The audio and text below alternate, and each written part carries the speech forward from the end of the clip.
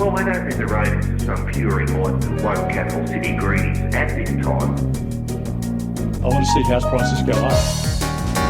Woke capital city greenies. I don't negotiate with the Greens. Make Australia Woke capital city greenies. again. Everyone's propaganda.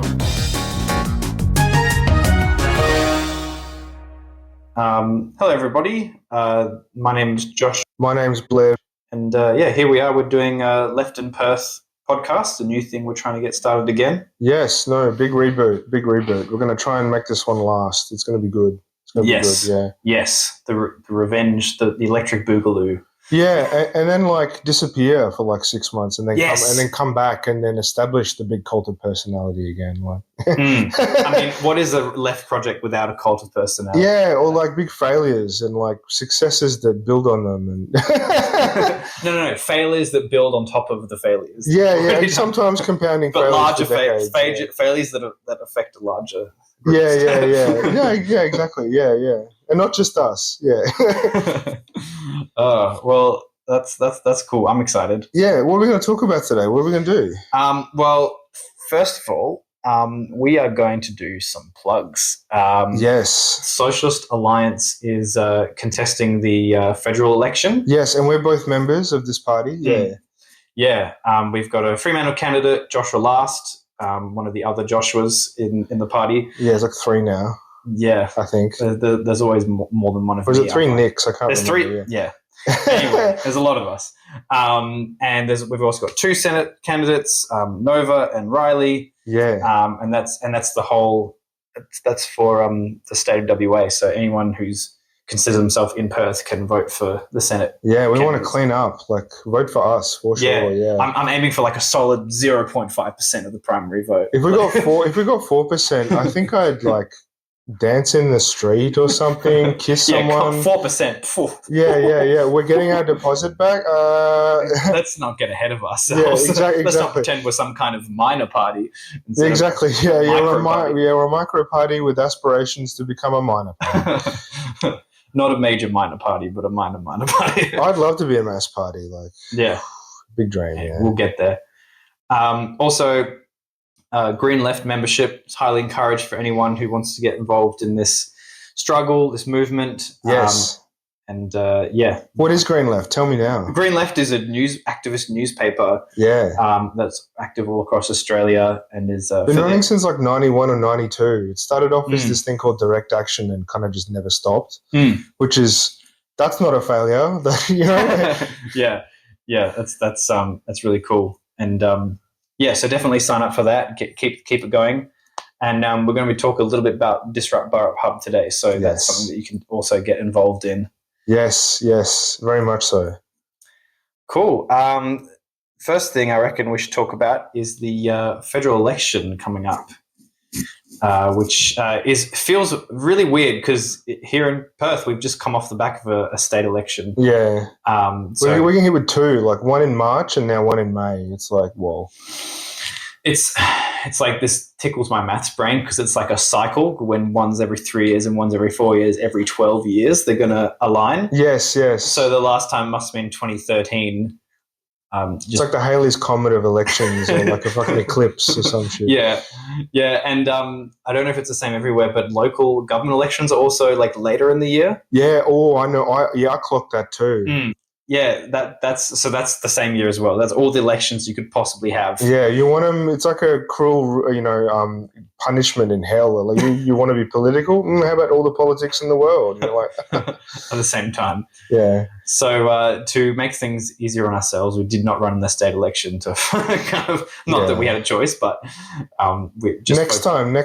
Yeah, next time. Yeah, for sure. Definitely. Well, I don't think the ratings are some pure enlightened woke capital city greenies at this time. So this is 2025. We just had the 2025 state election, and Labor pretty much cleaned up here. They basically got the same number of seats statewide, just in the context, I guess, because that's what it's going to look like over here. They won the same seats as they did McGowan did the first time in 2017, so 42-41. And like overall, yeah. they didn't get 53 like they did. I was going to last say time. no, it wasn't the same as 22. That was just insane. And they've lost control of the upper house. Yes. So they're doing this thing where they're running around being like, "Oh, Labor's going to win," blah blah blah, and like the federal election. But like really, overall, it's a weakening of their power here in WA. If you look at just the numbers, like nothing's happened yet. But they're not going to be able to like facsimile stuff through the parliament like they just did. And this bears a lot on like Albanese. I guess this is my entry point to talking about this a bit too. And I'll get your opinions on this real soon. But Albanese's gamble last election, 2022, paid off. He was like, "We're going to just go hard in WA. We're going to do the huge romance, this sort of stuff," and it worked. Like the Libs basically only got 1 or 2 seats in the lower house. It looks like they might still have quite a lot of strength here in WA, but it's not going to be as good as it once was for them. And I looked at I don't know if this matters much, but I looked at the two-party preferred, and like Albanese is the preferred prime minister by far, but the Libs are ahead. Like they got like 52 over 48 versus the ALP. So how can the Libs have 52% of the vote if Albanese is the preferred prime minister? How does that work out? So they're answering a question on a sheet of paper. I'll start with practically how it works and then conceptually how it works. I guess I don't want to lecture too. I do this thing where I lecture all the fucking time. That's what we're here for. Yeah, exactly. Yeah, teach me or something. So they asked 2 questions. They'll first ask, like, "What's your intention to vote? Which party will you vote?" And people in Australia do understand the separation between the leader of the party and the party itself.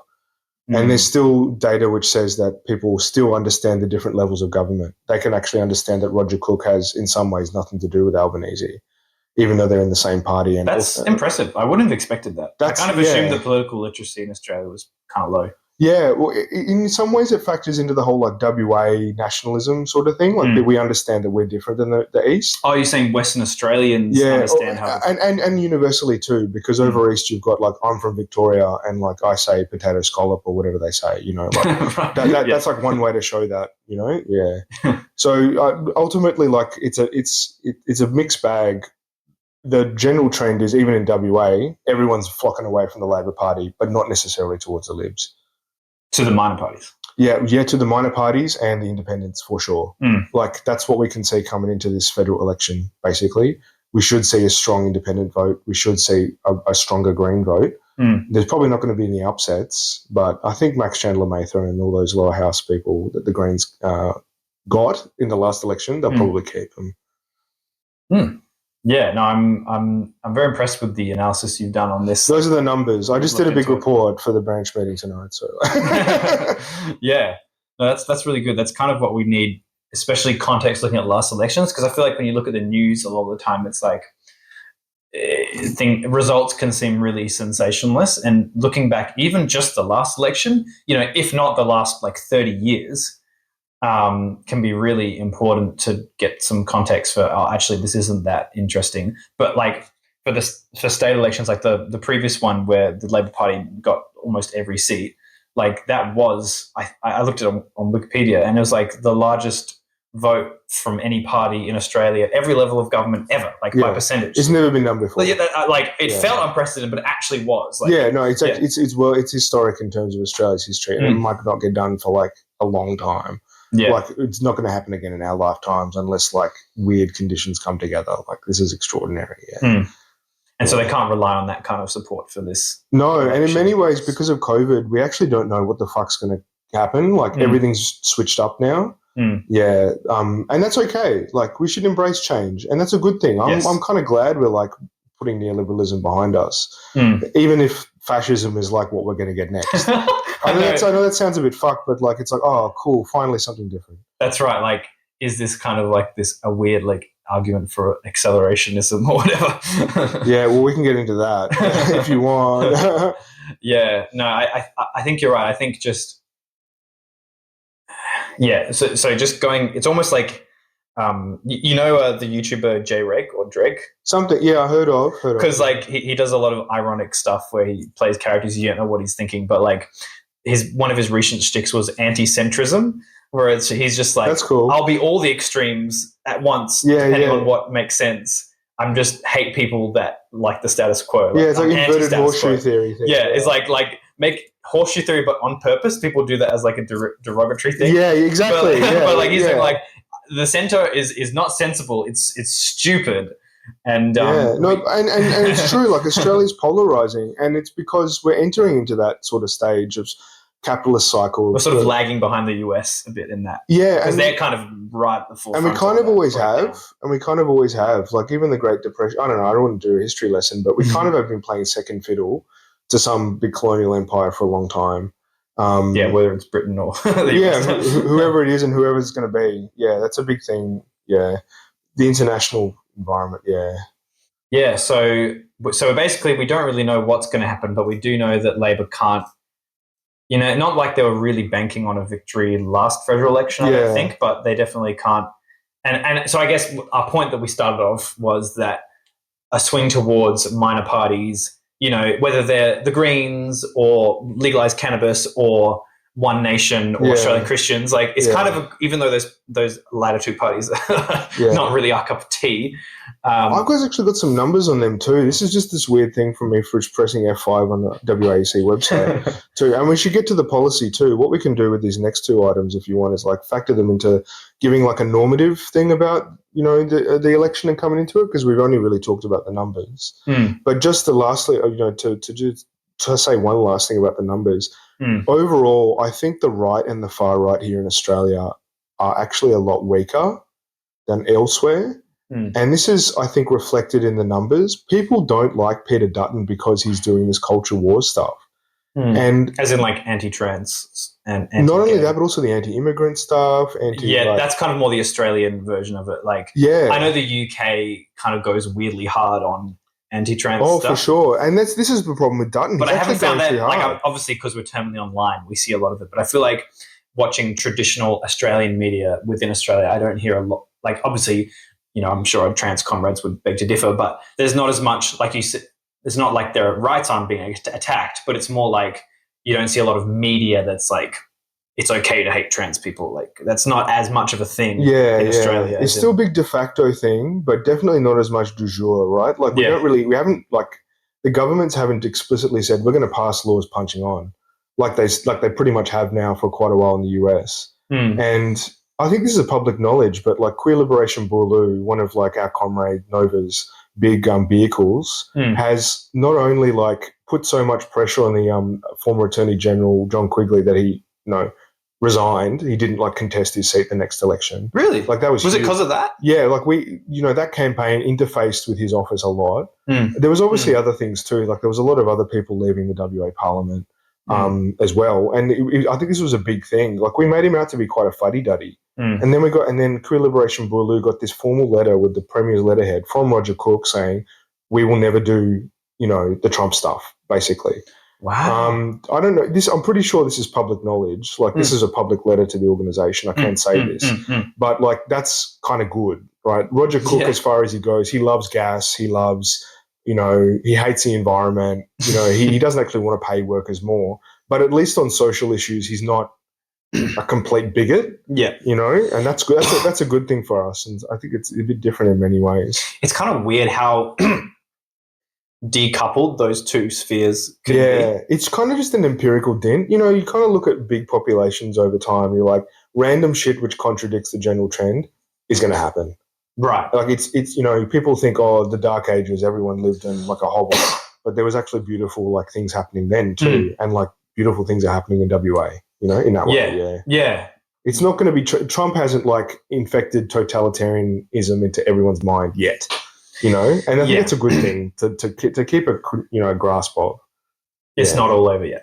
No, and I don't think it ever will be. No, that's right. That's right. Yeah. Because where did I hear this? It was about the end of the world. I think it was an article or something, but it was kind of like the idea of how like doomsday cults and the idea of the doomsday has been alive in almost every culture for all of history. Yeah. And it's kind of like this weird psychological safety that like, I don't have to worry about it. If the world is ended, I don't have to clean through the mess and get all my hands dirty figuring things out and doing the hard work, like, in the back of your mind or whatever, subconsciously. And so you see a lot of that in, a lot of sort of mainstream left-wing thing of like, we're all doomed. Like Bo Burnham, I really appreciate a lot of the material he's put out, but that Inside special that he did had a lot of great criticisms about overuse of technology and big oligarchs deciding our lives. But his solution was kind of like lie in the dirt and die, and also like to glorify and romanticize that depression and that response. Yeah. And he didn't really have like, he definitely presented some problems, but wasn't really presenting concrete solutions that made you sort of energized for change. I remember now, it was a Substack article that someone wrote critiquing Bo Burnham's Insight in particular. Yeah, wow. And talking about how he was kind of very dissatisfied with what he perceived as the mainstream left, and just not presenting a good alternative, and being very defeatist and apocalypsy when that just doesn't, help anyone out. It's actually because he doesn't know anything about making change. I love Bo Burnham's whole artistic oeuvre, right? Yeah, he's such a mate. Like, we can't deny that. It's hard to play piano and make jokes at the same time. Like, I would struggle to do the piano just alone. Like, this guy's genuinely entertaining and gets good criticism. But he kind of fits into that American little L liberal tradition, which is just like, right. Oh, I got moral outrage. And he's kind of just clutching his pearls, It's like, oh, what are we going to do now? And it's like, well, you haven't even tried to do anything yet. What you actually have to do, Mr. Bo Burnham, is stick your neck out. You actually have to go talk to us. Me and you, we're marching the streets every day, every weekend sometimes, and it's as simple as like handing out pamphlets and organising and actually just trying to do something. Yeah, just meeting with people that agree with you. Yeah. And not like I think it's just really just solution-based rather than problem-based. Yeah. If you don't think there are any solutions, then I mean, everyone's in this spot at some point in their lives, so it's not to try and dunk on people or anything, but you just haven't really discovered it yet. Really. Yeah. There's like, pessimism of the intellect, right? Like he's intellectually grasped the problem of like social media and like kids growing up. Like I watched that one thing that he did. It is a music video where it's about like kids now getting iPads. Yeah. Almost out of the womb, Yeah, and I watched that. That scared the shit out of me. It scared the shit out of me too. Circus act, this amazing video he did. No, it deeply disturbed me. And so he's got that, pessimism of the intellect, but the optimism of the will, right? This is the problem with liberalism. It's only one way or the other. They kind of embrace either like voluntarism, going out and just smashing windows straight away with no actual strategy, or just sitting on the couch and like complaining basically and feeling sorry for themselves. But the Marxist approach that our party practices and inspires a lot of our activism is to do both. If you let go of hope, right, you will go to barbarism. So it's I don't know. This is my ideas on it anyway. No, I just think it's almost like, to me, like the secret ingredient that people who are dissatisfied with the state of the world but don't know what to do. It's like, there's something you can do. You can join people who are doing things, and you can directly make yourself known to the people that are causing the problems. Like they have emails and phone numbers and these websites. People exist. Like there's 200 billionaires in Australia or something. Like that could fit on a couple of A4 pieces of paper. Yeah. Linking it back to what you're saying about the media, our community and our like movement is hidden. Yeah. Deliberately. Yeah, it's not like we're just not big enough. Like we're pretty small, but like you said. And I was looking at Wikipedia again to look at like the list of parties that they put, and then they put the first like 2 or 3 parties. It's shocking. It's shocking. It's like just censorship and lying by omission. When's the next Four Corners report going to be on like the Nazis again? I think they've done 2 now. Nine's done a couple, and it's just like they start off the overall tone is so hammy, and they're like, oh, this is dangerous, don't get involved. But then they ask them so many questions about what they think and what they care about that it humanizes them. Yeah. I want a Four Corners report on the communists. You can take whatever angle about how we're evil, conniving, and also stupid and blundering. You can do that if you want, but just ask us what we think. Yeah. We're shut out from the media. Waleed Ali on the project will not be having us. And like that's why we have our paper. Yeah, the Green Left is the institution for driving this.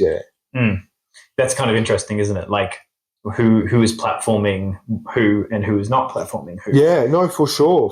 And we like wring our hands about who we're platforming, but ultimately we need to be platformed. All of us as an activist community, whether you're in Socialist Alliance or the Greens or whatever, like if anyone's listening to this, or if we do release this for any purpose, I think we just talked about the election in general Australian, the context and our experience, broadly. If anyone is listening to this, I'd say I lost my point.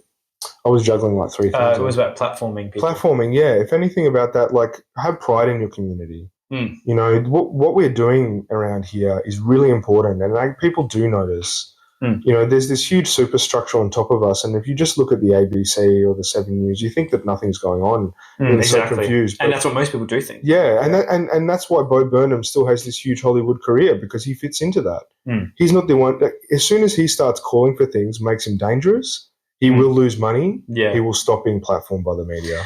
There's definitely been a video recommended to me of something about Bo Burnham disappearing, and I definitely haven't seen him putting out new stuff. So maybe, I don't know what's happened. It's probably not to do with that. But. His kind of shtick is that he's very enlightened and does self-criticism. So let's see how that goes. Like, watch this space.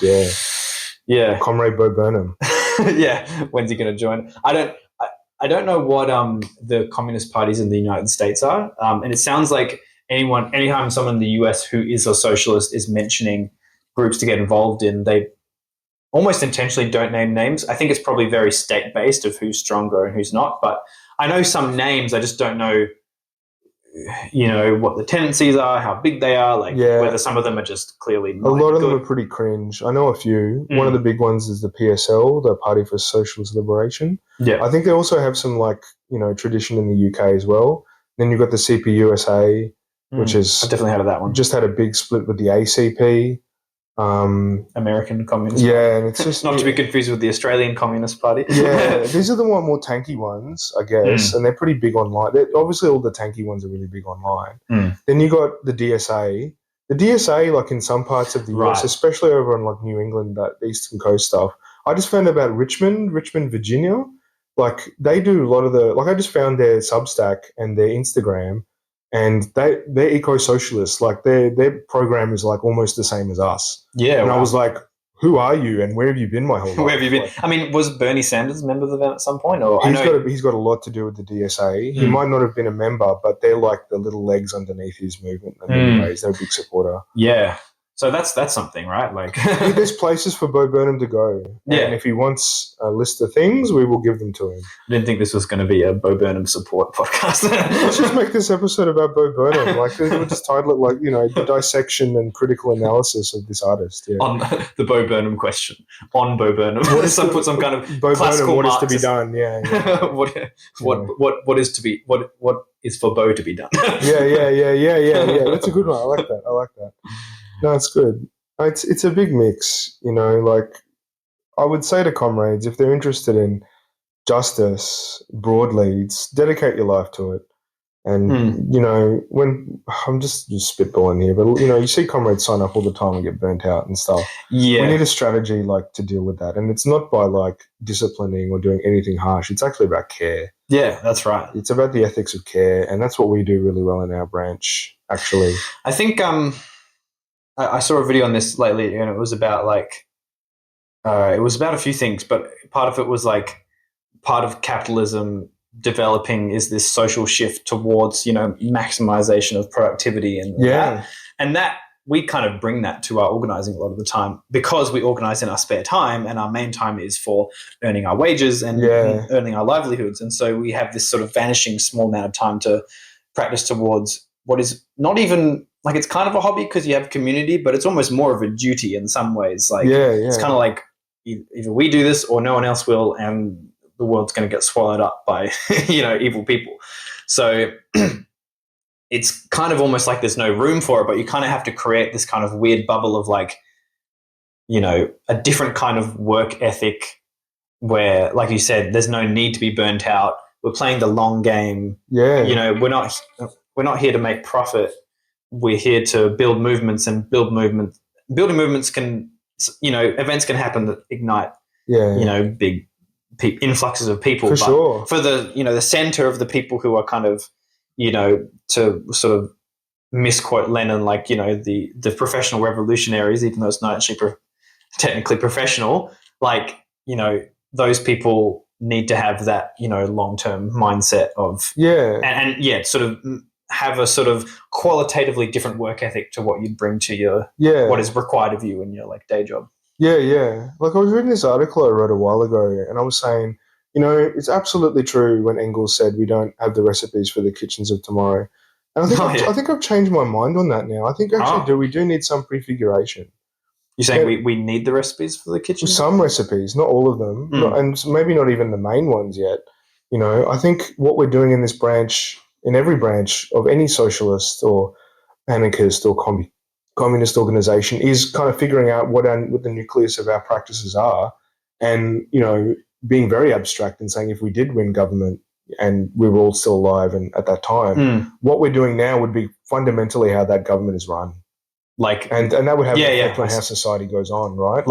Like kind of like a microcosm kind of thing. Yeah, it's a little like nucleus cell of like what society will be like later. That's actually something you do need to be aware of. And they're saying this thing like we don't know what the revolution is going to be or look like. That's true, but we actually do have some ideas of what would happen if it did happen and we succeeded. Not the revolution, but like the aftermath, like the new society that we're striving for, like we can start it now. And the hard problem is actually what you're going to do after you win the revolution. Doing a lot of reading about what happened after 1917 and 1949 and stuff. The big problems happened after. That's when shit went really difficult. Really difficult. I assume you know way more about this than I do, but I assume there's civil wars and counter-revolutions. It's probably just the first one. The big problem with all those revolutions in the 20th century is they occurred during international civil wars where the country was literally being invaded. More or less all of them were like that. So obviously Great War was the Russian Revolution. Yeah, that was like, we're not going to be part of this imperialist war and, do our own thing. And then shit happened from there. But China was after the... so China, you had the Japanese... Sorry? The Japanese literally invaded in 1937, like in China. Yes, of course, yeah. And then like Korea, same thing. Vietnam later on, but same thing. Like the US was fighting them on the outside. Like that happened. I mean, wasn't that after the revolution though? That was in response to the revolution? So they might have set up North Vietnam, but like completing the unification project, like that had a lot to do with outside forces. And it was a civil war, so... Yeah. I mean, obviously, ultimately different in fundamental ways, but very similar in others, I think. But this is getting real arcane. See house prices go up. One capital city greenies. I don't negotiate with the Greens. Did you want to talk about some of the activist stuff going on in Perth right now? Yeah. Like one of them is the BKI Institute. We can talk about that. I don't have a huge amount of inside knowledge, but there's essentially an occupation because the occupants are getting evicted by the church. What the church is, so I wouldn't name it. United Church. United, yeah, yep. Yeah, so it's in Queen's Park, which is like East Victoria Park. So that's where it is, which is fucking close. Normally when we're doing an occupation, it's like a long way away quite often. Like one of the big ones I did in Sydney was the Villawood Detention Centre. That was such a pain to get to. But there was a train station nearby. So, six is one, half dozen of the other. So if you want to get to BKI, now known as Sister Kate's because BKI is the name that United Church owns. So it's really? Okay. There's a lot of shit that's going on that's very fine and a lot changes quite quickly. I'll give the rundown. Big influential community of Noongar women. The Noongar word for woman is yoga.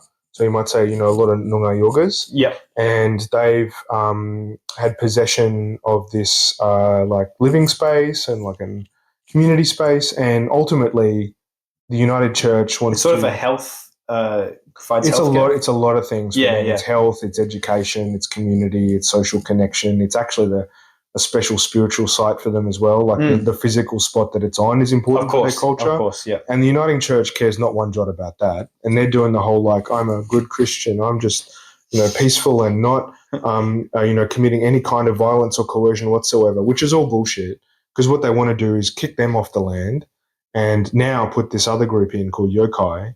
And it's I think I need to sit down and actually write what's happened because coming from the outside, white fellas, we kind of look at, black fella, this is my insight lately, black fella communities, and we get very confused very quickly.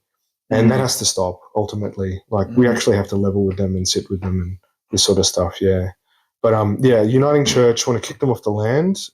They're occupying now, and they've been supported by a bunch of groups. One's called Land Back for Stolen Generations. That's run by a couple of activists. One's called Roxy, and the other one, I can't remember, but two Noongar women of their own repute and influence. They're kind of associated maybe with the Aboriginal Legal Service, the ALS, which is just down the road here. But the occupation has gone on for months now. Yeah, it's been a while. Months and months, which is something that's really important. Normally these things fold really quickly, but it hasn't happened. And Rahu's involved very strongly with them too, and it makes sense. So what does that stand for again? Rahu? The Renters and Housing Union. Yeah. They're a big, a pretty big group now in terms of like overall activist size. Yeah, that's great. And they're going hard for our housing. I'm a member and I'm involved with them. I was at their info night last night. This is a space that we can really kick goals on.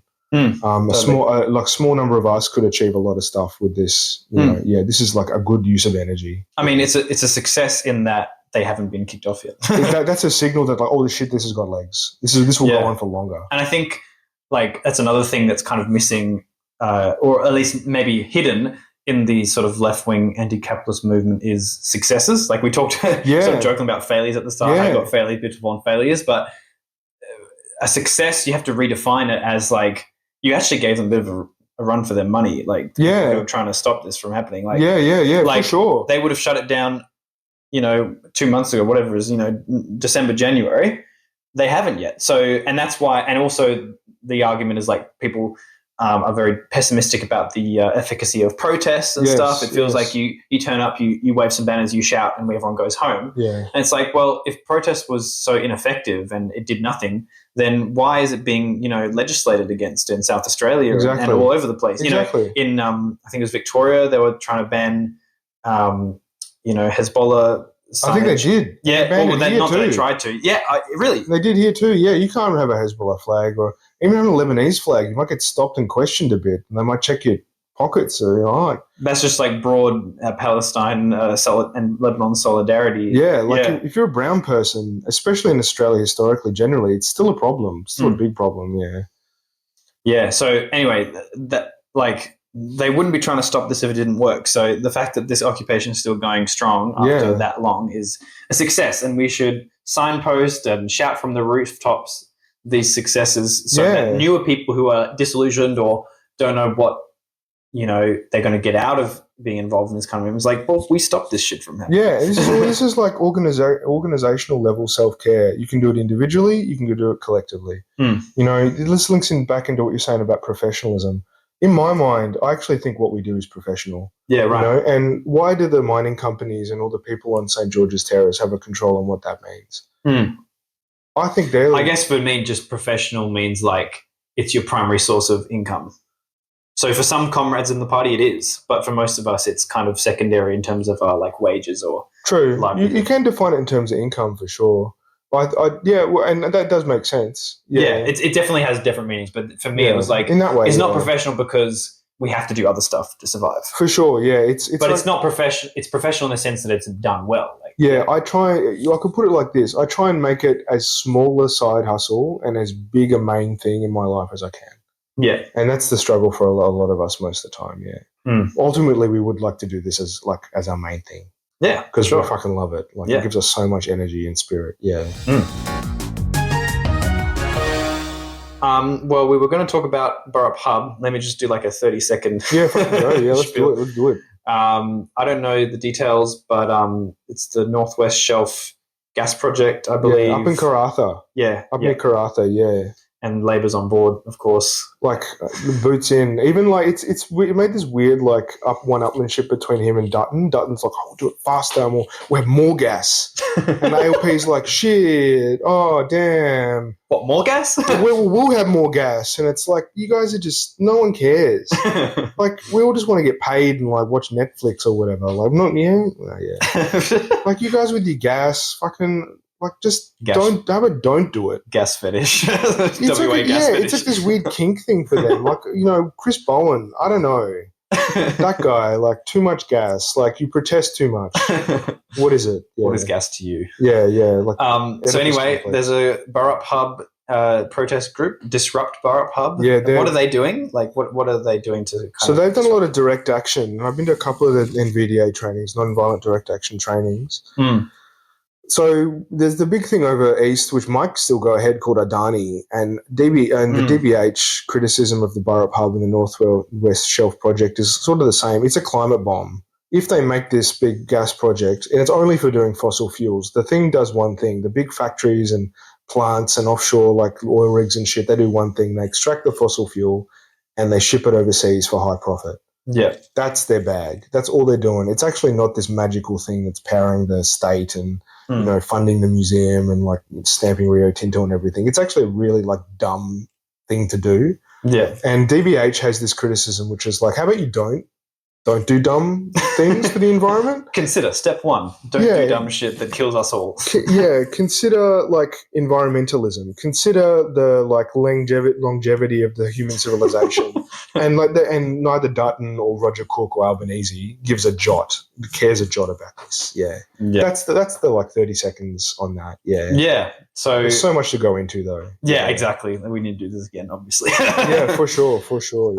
Yeah. So you can get involved in that, disrupt some things. There was also Rising Tide happened late last year. That was a really good one. That was really good. Like there was some like dramatic stuff. Like there was a big decision from the Supreme Court, which then allowed them to do what they wanted to do. The police wanted to put in these exclusion zones. So the police were creating these bizarre, like abstract boundaries of like space that you couldn't go into because it would be dangerous for yourself. And if you did that, they would then arrest you and put you in the slammer. It's dangerous because we're going to arrest you. And it's like, is that a threat?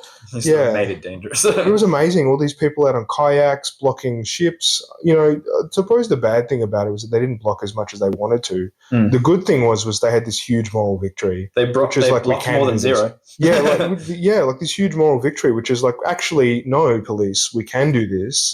Yeah. And that's the lesson behind that for me, and we can do a Rising Tide here too. It links in well with AUKUS because like the big weapons are like water-based. So like that's a connection we can be making. Like that'll get two communities together. Yeah, because I would love to not have to get in a plane to get involved in that. Stopping planes in the airport, Okay. Anyway, we actually want to do a segment about what we've been reading. Let's just maybe say the book we've been reading and not elaborate. We'll get to that in more detail next time. Yeah. I've been trying to read Techno-feudalism, What Killed Capitalism by Varoufakis. I may have mispronounced the name. Yanis Varoufakis is how I knew it was something like that. But it's basically how we were in a new qualitatively new mode of production, and how, like, if that's true, that has huge implications for being a socialist, being anti-capitalist. You don't have to be anti-capitalist anymore. You have to be anti-techno-feudalist. Like, what does that mean? Like, I just need to get my head around it. A lot of people are saying it's dumb, and they were obviously still in capitalism, but I need to read his whole argument. Yeah. So I've been following him for a while. I'd say that's what I've been reading. I read a couple of academic articles on top of that book. And I have some ideas about that. We should talk about that in the future. I'm honestly, I've stared at the thread on the web page, trying to respond to you, and the cursor just blinks and blinks and blinks. So this is something that I'm thinking about a lot too. Yeah. This is a good discussion to have. Yeah, I agree. And just it can be very easy to be dogmatically, orthodox. You've got to be open-minded. If someone like Varoufakis comes across, like he was a big leader, he's like the chief economist thinker of Syriza. And Syriza was like a huge, big left movement in Greece, which took power. Yeah. And he was the finance minister. He was in that government. Like he was running the economy. Like, I won't talk about what happened, and I have my own opinions about what he did. But he's still someone to listen to and pay attention to. Yeah, for sure. He's a big thinker. Anyway, unfortunately, that's all we got time for. Just want to reiterate the plugs at the start. Socialist Alliance election, get involved, vote, volunteer to help out, handing out how to votes and all that kind of stuff. Aberdeen Street, Northbridge, turn up to the Buller Activist Centre. Yes, that's right. Come. We welcome anyone. We're here during our opening hours. Green Left membership. Join the newspaper. Become a subscriber. It's cheap. Read it. It's cheap. You get the paper version twice a month for $10 a month. Yeah. How is that not a good deal? Cheaper than Netflix. And it's all got the things you actually want to read and know and feel hopeful. It's right. It gives you hope. It's like the anti-doom scrolling. Yeah, it's like hope scrolling. Take the West Australian off the coffee table and put that on place, Yeah. And join the activist programs we got going on. It wasn't BK. What's the proper name again? So what I think what we're calling it now is Sister Kate's. Sister Kate's. But BKI, yeah, that name is owned by the Uniting Church, I think. Yeah, so join the occupation that Sister Kate's are in doing. Queen's Park, yeah. Yeah, and join Disrupt Burrup Hub. Keep disrupting the hub. Yeah. And, read. For sure. Read And, books. just be political. This bullshit that, like, you should not be political is what the independents are doing. That's right. Especially Kate Hewlett or Hullett or whatever, however you pronounce it. I'm like, nah, that's a fucking dead end. Well, it's actually impossible to not be political. Aristotle was right when he said we're gregarious animals. Like, we're intrinsically social and collective. And neoliberalism has been, like, duping us that we live in a box and there is no society. There's nothing ever been more bullshit. That's right. Yeah. We live in a society. Don't tell us we don't. yeah, exactly. Anyway, we're going to do this again and we're going to talk about more stuff. Yours for the revolution, comrade. Yes, and to you. Loving it. See you next time. See you next time. One capital city greenies. Again. Beer noise propaganda.